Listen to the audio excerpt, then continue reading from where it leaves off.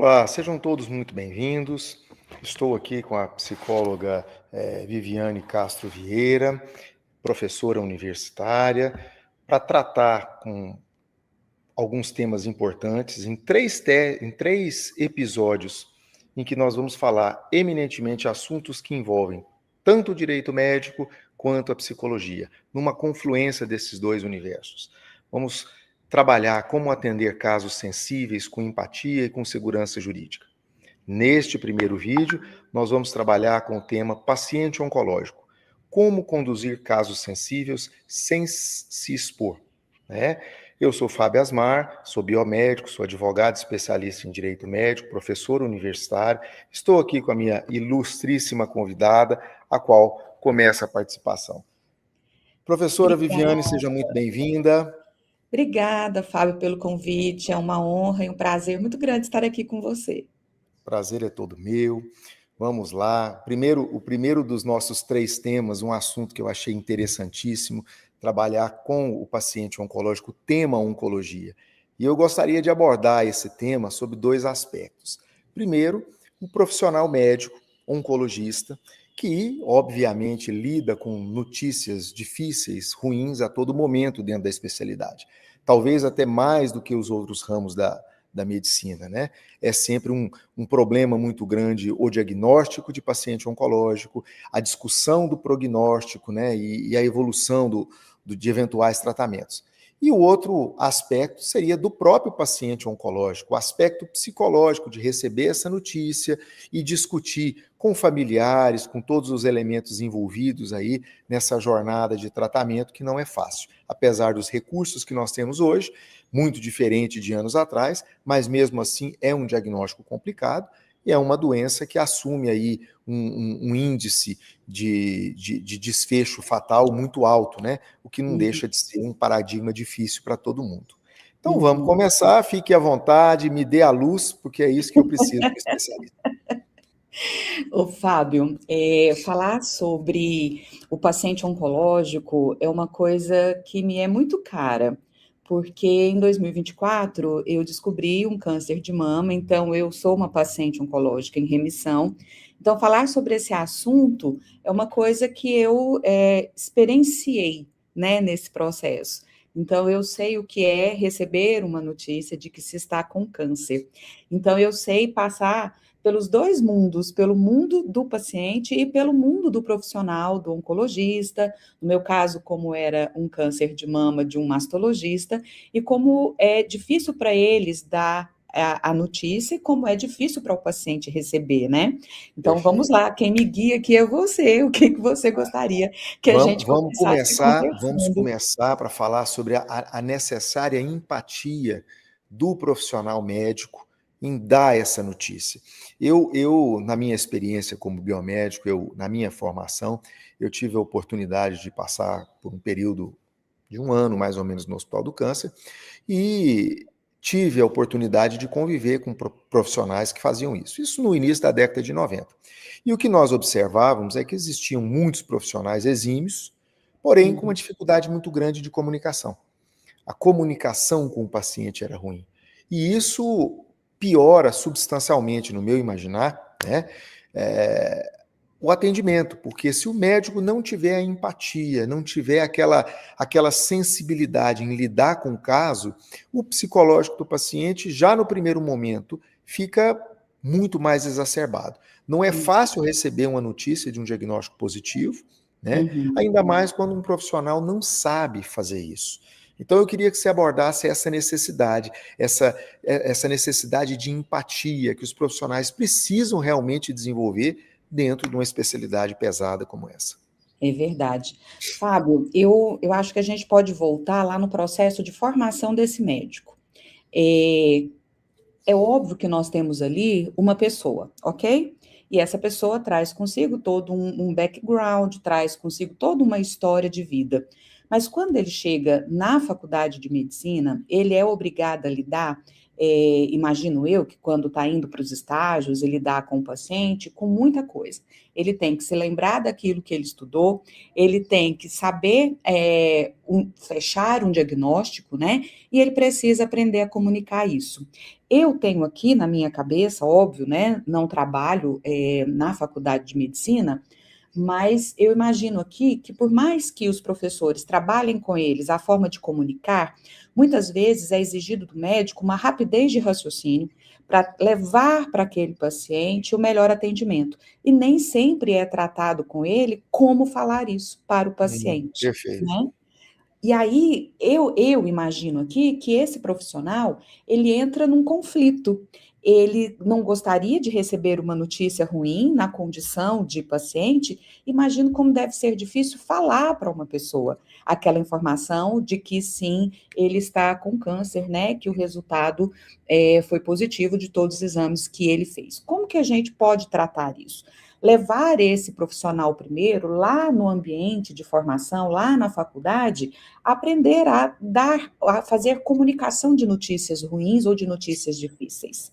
Não sei se isso é tratado, eu sei que geralmente eles usam uma metodologia que é a Balint para poder fazer esse processo, né, de como discutir um caso. Mas e aí, como é que eu conto isso?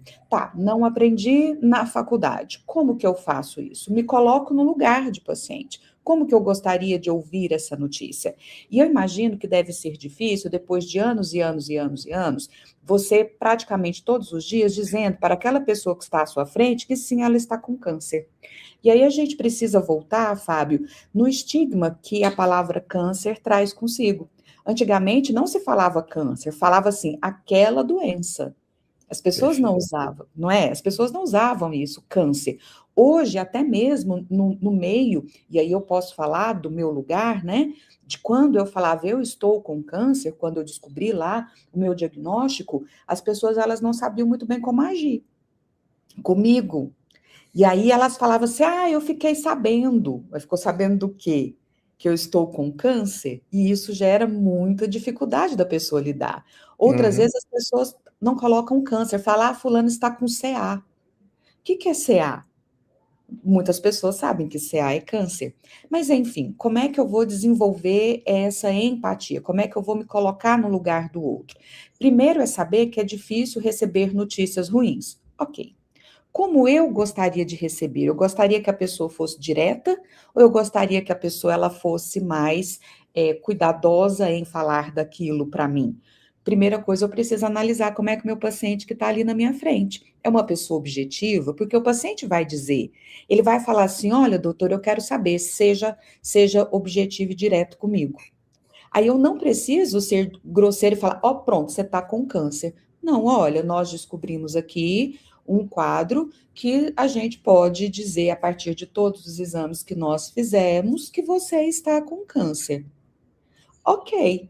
Ouvir isso de uma forma mais suave, Mais isso tranquila. mais tranquila, é melhor do que simplesmente você ouvir, ó, você está com câncer e você tem tantos dias de vida. Opa, peraí, essa pessoa tem uma história, essa pessoa tem planos, essa pessoa planejou para o dia seguinte fazer uma viagem, e aí você me conta que eu tenho um mês de vida, e aí, peraí, eu preciso preparar um monte de coisa na minha vida, como assim, eu vou morrer? Eu não fiz tudo que eu queria, Uhum.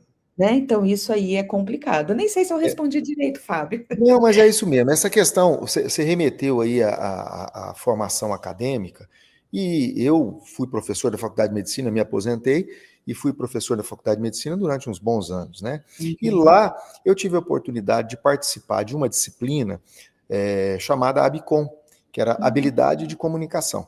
Nossa. Então, nós sentávamos com os alunos, era uma equipe multidisciplinar, não era só eu, éramos eu, uma professora na época que era intensivista, uma professora que era nefrologista e uma professora que trabalhava com a parte social, e nós tentávamos, através de exemplos práticos, colocar para esse aluno, salvo engano, era no, não me lembro se era acho que no nono período, alguma coisa assim, Uhum.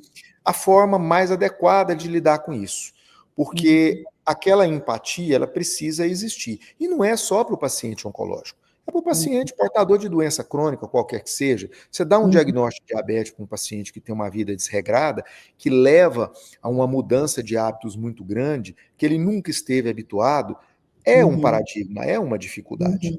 né? sim. Hoje, talvez muito menos do que na nossa época, na década de 80, de 90, porque Hum, naquela época nós não tínhamos recursos alimentares para tudo isso, né?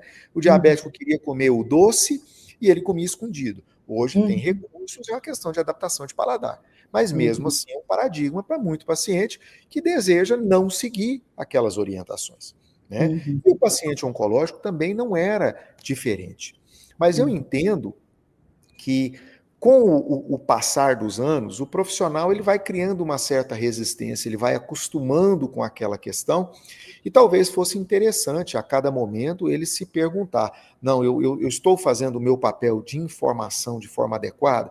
Porque uhum, realmente ele senta com o paciente com uma, duas, três consultas com o exame, ele tem aí uma prévia do comportamento daquele paciente. Então ele vai uhum, ter que dirimir a notícia da forma com que ele percebeu que seria melhor recebido por aquele paciente. uhum, Existem formas e formas de se dizer as coisas, umas uhum, mais impactantes, outras menos impactantes. Mas uhum, o fato é que, se não houver a sensibilidade para isso, esse uhum, profissional acaba desestabilizando num primeiro momento de uma forma, vamos dizer assim, não muito adequada, porque o paciente já vai receber uma notícia ruim e da forma ruim.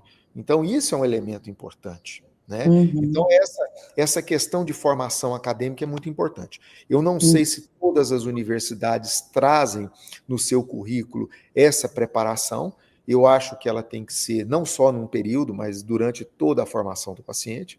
Essa uhum, formação humanitária, ela precisa acontecer. Muito se preocupa com formação técnica, né? E hoje nós uhum, estamos vivendo um problema com a medicina muito grave, porque as universidades estão aí nessa questão do ENAMED, uhum, estão querendo não liberar o CRM para profissionais que tiveram nota ruim, né? E, uhum, ou seja, nem o técnico se preocupou durante esse tempo. Então, nós estamos formando aí muitos profissionais que realmente, para colocar no mercado, sem formação técnica já é complicado. uhum, Imagina sem formação técnica e sem preparo emocional para uhum. lidar com situações delicadas, que é a saúde, a doença, a vida e morte, não é isso mesmo? Uhum, sim, perfeito. E uma questão importante, Fábio, da gente falar, que você trouxe aí, que vocês estavam numa equipe multidisciplinar e você não falou da presença de um psicólogo. Ali você tinha dois médicos, né, e um biomédico barra advogado presentes ali. Então, a Perfeito. questão ali, ela estava, pelo que você descreveu, o foco estava no profissional. Né? Então, assim, ali é médico conversando com médico, mas talvez a presença de um psicólogo ajudaria a fazer esse processo de comunicação. Olha, até onde eu sei, e se eu estiver equivocada, me corrija, mas quem deve fazer a comunicação é o médico para o seu paciente. Muitas Perfeito. vezes eu escuto de colegas que são psicólogos hospitalares que essa função ela é terceirizada para o psicólogo. Que o Uhum. psicólogo, que o médico conta para o psicólogo, olha, esse paciente está com problema tal, e é o psicólogo quem vai fazer a comunicação da notícia. Até onde eu sei, isso não é o papel do psicólogo, né, de Ok. comunicar. A comunicação, se eu estiver errada, me corrija aqui. Não, mas é É, isso mesmo. É é um isso ato mesmo. médico, ele fez o diagnóstico, ele precisa dar a notícia. Né? É. Essa questão é interessante, porque nós não tínhamos muita rotatividade nas disciplinas, mas em outras disciplinas dentro da Faculdade de Medicina que eu participei, nos eixos, por exemplo, nós tínhamos um profissional psicólogo para trabalhar. Mas não Uhum, tínhamos aquela disponibilidade do psicólogo para estar em todos os períodos, né? O que é uma falha, porque um uhum, atendimento humanitário, você precisa realmente de um profissional que lida, trabalha com isso diariamente, sob uma ótica diferente. A uhum, ótica do profissional psicólogo é muito diferente da ótica do oncologista, né? uhum, Porque o sim, oncologista ele dá a notícia, ele acompanha, ele participa um pouco das agruras do paciente, mas o uhum, psicólogo de uma forma muito mais intensa, muito mais efetiva, né? E tem uhum, que fazer parte. Eu vejo isso, por exemplo, nós estamos falando de Goiânia, né? Mas uhum, existem no país equipes multidisciplinares dentro da oncologia. Então, quando você procura um médico oncologista, ele traz dentro da equipe dele já um profissional da psicologia uhum, para poder uhum, dar esse suporte, o paciente não ficar abandonado. Nós temos uhum, visto que aqui não tem muito disso. O profissional fala, eu vou te indicar um psicólogo que você pode, mas ele não faz parte da equipe, eles não trabalham em conjunto todos os dias, alinhando expectativas, alinhando objetivos. E os grandes centros hoje têm esse tipo de serviço. Eu me lembro que o Hospital do Câncer foi o início da década de 90, em 93, eles tinham instituído o serviço de psicologia lá. Mas ele basicamente trabalhava mais com paciente com câncer de mama, porque o estigma da mama no Brasil, ela tem uma conotação também sensual, feminina, aquela coisa toda. Sim, Como sim. nós não tínhamos aquele diagnóstico, né? O paciente ia para a cirurgia, fazia uma biópsia de congelação e podia acordar sem a mama, depender do resultado. Então, eles desenvolveram aí a psicologia dentro da equipe para trabalhar. Hoje, isso é muito mais forte e Sim. indispensável. Mas começou, pelo que eu me lembro, ali na década de 90, quando eu tive o primeiro contato com isso. E essa doença é uma doença que traz um estigma muito antes dos anos 90. Sim, Né? com certeza. Então, existia aquela dificuldade de trabalhar em equipe multidisciplinar. E hoje nós temos que abolir completamente esse individualismo profissional, e a multidisciplinaridade é que traz bons resultados, sucesso, inclusive para o atendimento humanitário, né? Porque o paciente precisa desse suporte, sem dúvida alguma. Sim, e aí uma coisa importante, nós estamos falando do médico, mas a gente precisa, sim, esse médico ele precisa de, primeiro, um acompanhamento psicológico particular, privado dele, para que ele possa lidar com a Com essas notícia, né, questões. com essas questões diariamente, porque E não eu imagino que banalizar, não é, Viviane? isso, e porque eu imagino que é difícil voltar para casa e falar, nossa, hoje eu contei para 10 pessoas que elas estão com câncer e dessas 10 pessoas há uma grande probabilidade de que 3, 4 não Vão sobrevivam evoluir até de o fim do forma. ano, Aham. não é? Eu fico imaginando, porque aí ele vai desenvolver uma blindagem para que ele possa dar essa notícia sem que ele seja afetado. Mas como que a gente não se afeta? Não é? Uma De segunda fato. coisa que é importante, quando esse médico ele vai fazer a comunicação dessa notícia de que aquele paciente está com câncer, muitas vezes esse paciente ele chega lá porque ele é um leigo, não era o meu caso, porque a minha primeira formação foi a biomedicina, e à Perfeito. medida que os sintomas apareceram, que os sinais apareceram, e que eu fui fazendo os exames, eu sabia o que estava acontecendo comigo. Tanto é Perfeito. que, quando eu tive o primeiro sinal, eu entrei em contato com o meu mastologista e a coisa que eu disse a ele, eu estou com câncer. Por causa da minha formação na biomedicina, eu já sabia. E aí, o Perfeito. nosso processo dentro do consultório foi um processo mais leve, se é que eu posso dizer leve, ok? Uhum. Mas eu já sabia o que me esperava, então eu não entrei em desespero. Mas imagine uma pessoa leiga que não sabe ler um exame e ele vai sozinho para dentro do consultório e ele recebe sozinho a notícia de que ele está Perfeito. com câncer. É. Esse paciente chega um determinado momento que ele deixa de ouvir. E aí, como é que fica para o médico esse processo? Ele precisa confirmar com esse paciente, quando ele deu a notícia, de que ele entendeu o que o médico estava dizendo, porque às vezes o paciente para ali, estou com câncer. E aí o médico continuou a frase, mas o paciente não escutou, que ele disse: olha, temos tratamento, o tratamento vai durar tanto tempo, você vai passar por essa fase, e há uma imensa probabilidade de cura. Vamos imaginar que esse é o cenário, mas o paciente só escutou: você está com câncer. E aí, É. como é que fica para esse médico, né? Pois é, e essa questão é interessante, puxando para o direito médico, porque o Aham, dever de informação, ele é um dever legal. Então, nós uhum, temos aí, não muito na oncologia, mas em muitos procedimentos envolvendo a medicina, profissionais sendo processados simplesmente porque não passaram adequadamente as informações ao paciente. E aí vem aquela questão que o paciente fala assim: ah, mas se eu soubesse que era assim, eu não teria feito. E isso realmente é um dever obrigacional de informação. No caso da uhum, oncologia, nós temos muito menos questões dessa natureza, né, uhum, judicializadas, porque a doença em si é uma doença que já pode dificultar a compreensão do paciente. O paciente pode uhum, travar e, de repente, você explicar, e naquele momento ele não conseguir entender.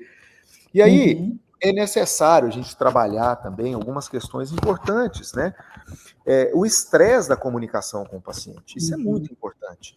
O uhum, medo, a urgência em iniciar ou não o tratamento, em aprofundar a investigação diagnóstica, as questões familiares, as expectativas. Esse alinhamento de expectativas é importante, porque a obrigação do médico nessa questão é uma obrigação de meio, não é de resultado. O profissional uhum, não tem a obrigação de curar o paciente, porque isso depende de uma série de questões que foge do controle dele. É uma uhum, variável não controlável, mas ele uhum, tem que fazer aquilo que é necessário, preconizado, e aguardar o resultado, a resposta, não é isso? Então, esse alinhamento de expectativas também é um estresse, porque o médico tem que saber explicar isso para o paciente. Olha, nós uhum, vamos entrar com tratamento, ele é preconizado, existe uma possibilidade satisfatória, mas vai depender de como seu organismo vai reagir, enfim, ele precisa uhum, alinhar isso com o paciente, né?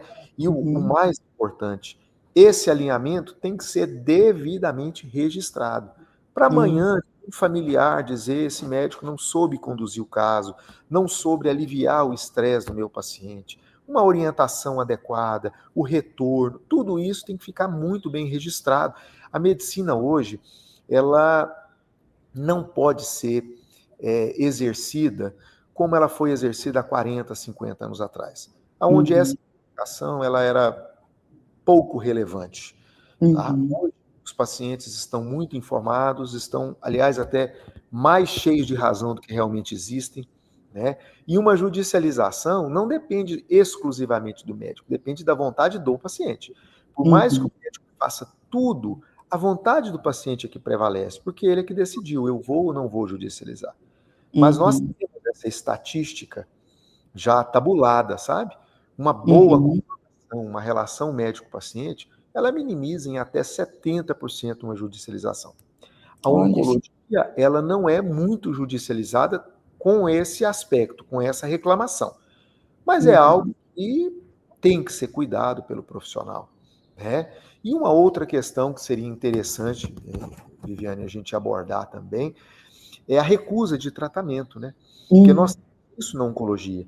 Às vezes o paciente, ele é um paciente que está em cuidados paliativos, ele está caminhando para isso, o médico traz essa expectativa para ele, olha, todos os meios científicos disponíveis já foram esgotados, então vamos tentar cuidar dessa expectativa de vida.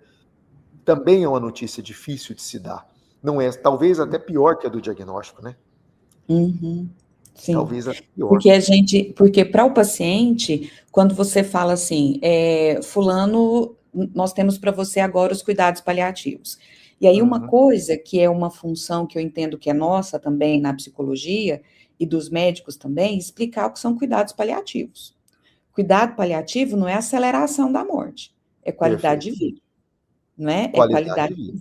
É qualidade de vida para aquele paciente. Quando você escuta cuidados paliativos, você fala, morri. Manhã me enterra, espera aí que eu já vou arrumar o meu caixão, já vou pegar a minha terrinha ali e pronto, você me enterra. Eu passei, se você me permite contar uma experiência pessoal, meu pai, há um tempo atrás, quando é vivo, meu pai já é falecido, ele ficou internado na UTI por um período de, à época, uns 5 a 7 dias. E na minha primeira visita ao meu pai, uma psicóloga veio. Chegou Uhum. ao leito, era uma psicóloga hospitalar, dentro de uma UTI, teoricamente deveria estar preparada para lidar com essa situação, né? A primeira pergunta que ela me fez, ela falou assim: Você é filha de fulano? Eu falei: Sim. Você já ouviu falar em cuidados paliativos? Foi a segunda pergunta que ela me fez. Sei. Ela não conversou Não nada. preparou para absolutamente nada, né. Nada. E Essa ainda questão bem que eu sou psicóloga. E ainda bem, porque eu olhei para a cara dela, eu falei: "Gente, eu não acredito que a minha colega está falando isso para mim". e nós estávamos Agora falando justamente disso, empatia, preparo, né, talvez preparo acadêmico, talvez na academia da psicologia não, mas na especialização da psicologia hospitalar, o profissional precisa desenvolver essa empatia, ele precisa entender isso, precisa. né. E aí, quando a gente fala de cuidados paliativos, os médicos, eles sabem muito da técnica do cuidado paliativo, né? O que eu vou entrar com o paciente. E aí, Uhum. dando a continuidade aí, quando você pensa na iminência de uma morte, que é o que a pessoa, o paciente, ele vai pensar, é de um médico esclarecer o que vai acontecer. E aí, quando o paciente, ele fala, você disse aí da recusa, né? Não, eu não quero o tratamento. O paciente ele tem o direito de escolher como ele vai terminar os dias dele. Mas é extremamente importante, como você disse, que o médico esteja preparado, que ele tenha todas as anotações dele do que ele propôs, do que o paciente disse que não quer e explicar para esse paciente o que são cuidados paliativos. E Para o que esse... mais importante, registrar tudo isso no prontuário, registrar um termo de dissentimento informado, onde o paciente Uhum, declara que está ciente das repercussões, de tudo que pode acontecer, uhum, né? Isso é importante. uhum, Eu tenho trabalhado muito com os meus alunos de mentoria, essa questão de prontuário, de termo de consentimento informado, porque o que se tem uhum, no mercado hoje é a aplicação de termos de consentimento genéricos. E esses uhum, termos de consentimento genéricos, eles não têm um respaldo judicial importante, porque tem uhum, muita falha na informação.